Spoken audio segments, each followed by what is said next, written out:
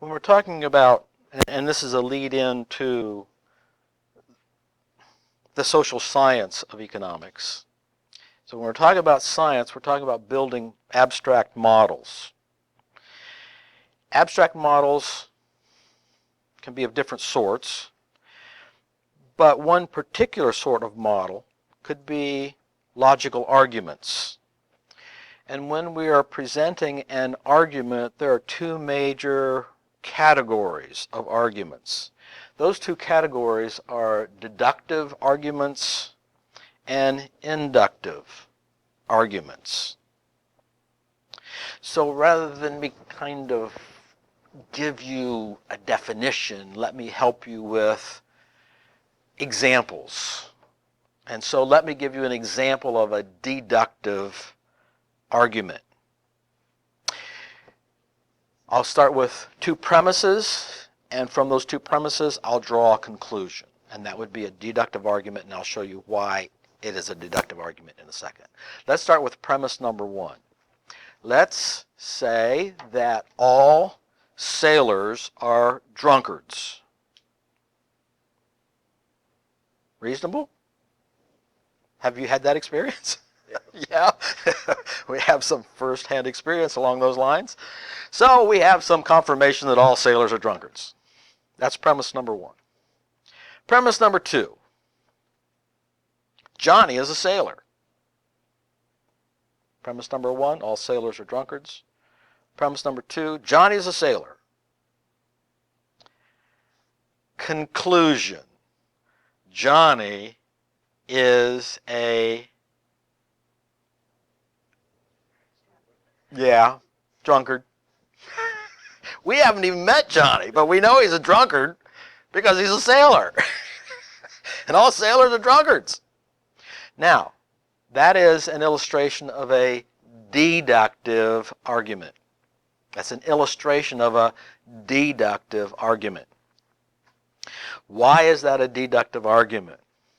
Well, because the only way we can break or say that the conclusion is not true is to say one of the premises are false. If we say one of the premises are false, then we say, well, then the conclusion doesn't have to be true. If we can find one sailor that's not a drunkard, then it's not conclusive that Johnny is a drunkard simply because he's a sailor. So we could falsify one of the two premises. That's one way. The other way we could refute this deductive argument is to say, well, the conclusion doesn't follow from the premises. If I said all sailors are drunkards, Johnny is a sailor, therefore the moon's made out of green cheese. You go, wait, you just skipped something in there, didn't you? I mean, you didn't have anything about a moon or green cheese in there. You were talking about Johnny and drunkards and sailors and stuff. But if I say all sailors are drunkards and Johnny is a drunkard, no, what did I say? All sailors are drunkards, Johnny's a sailor, therefore Johnny is a drunkard. There we go, we got it. Okay, that would logically follow. Now that form of argument, called a deductive argument, is very powerful. It's very powerful. If you grant conclusion, or grant the premise one and you grant premise two, but you say, no, but my Johnny, he's not a drunkard. I just don't believe it. Now wait a minute. If you grant premise one and you grant premise two, then it doesn't matter about your opinion about Johnny. You have to grant the conclusion, whether you like it or not, or we're not sane individuals. Okay. So deductive arguments are very powerful, but they have quite limited applications. They can only be broken by refuting one of the premises or by showing that the conclusion does not follow from the premises. But here's the key point. There's no additional information that we could add that would change the conclusion. There's no additional information we can add about sailors or drunkards or Johnny that would change the conclusion.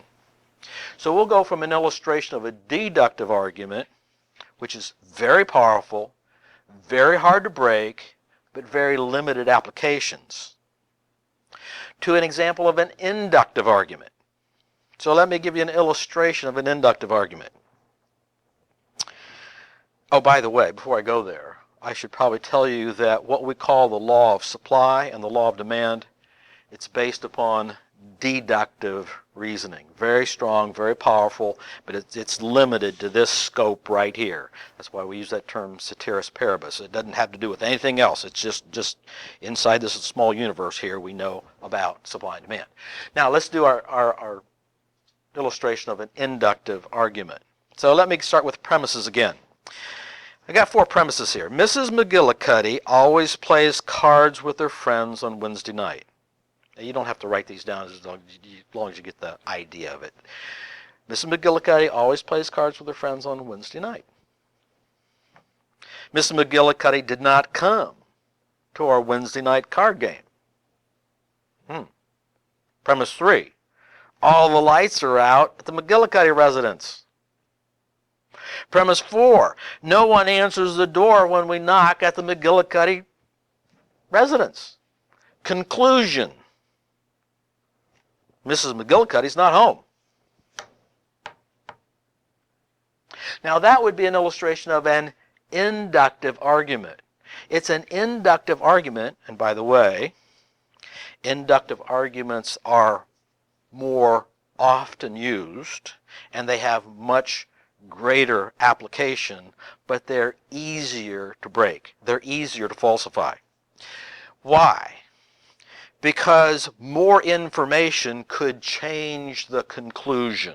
For instance, all these premises could be true, but the conclusion could be false that Mrs. McGillicuddy's not home with the addition of more information. For instance, if we now also know that all these things are true, and we also know that there was a burglar in her house and tied her up and threw her in a closet.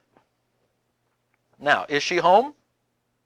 Well, yes, all the other premises were true, but if we can add more information that changes the conclusion, that's the classic case of an inductive argument. Usually deductive arguments take the form of all or none, those big absolute universal statements, where inductive arguments are weaker and they don't claim that big a sphere. So again, inductive arguments are not as powerful. They are more easily broken, but their range of application is much, much wider. Much wider. Now I'm telling you this because most macroeconomic policy arguments take the form of an inductive argument, not a deductive argument. Again, in microeconomics, when we're talking about supply and demand and graphing supply and demand, that's based upon a deductive argument, very powerful, very limited. In macroeconomics, most policies are based upon inductive arguments, which have a much wider range, but they're more easily broken with additional information. Now, that is a logical argument model, and we're going to be talking about some different models in our next session. So let me erase the board and put some new material up here.